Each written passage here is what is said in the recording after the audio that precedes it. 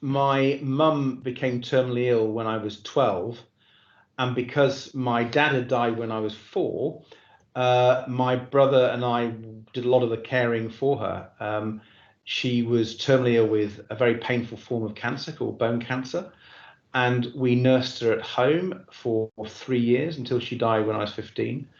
And like a lot of carers' experiences, you have a very loving relationship, but it was very challenging, and it was often upsetting and tiring, exhausting, and people around you, friends at school, didn't really quite understand what was going on in your life.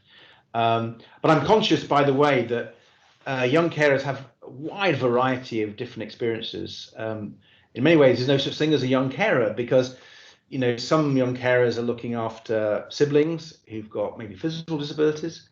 Some young carers are looking after their parents who either were dying, as in my case, or may have a mental health problem, may be physically disabled, may have a drug or alcohol problem.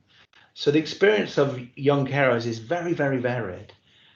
And I came at this from 2 angles. I came at it both from the young carers side and also for young people who are bereaved, because I'd lost both my parents when my mum died.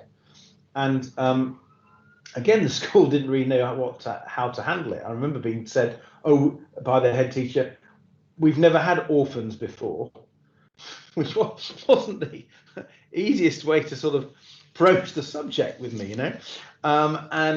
I think understanding that in any class there'll be one person who's lost one or more parents, 2 or 3 carers, and giving teachers some skills to know how to deal with it, even if it's about both recognizing and then having an empathy with them, so that they can point them to the school counselor, the school nurse, somebody who can actually be there and be a support for that young person and listen to them.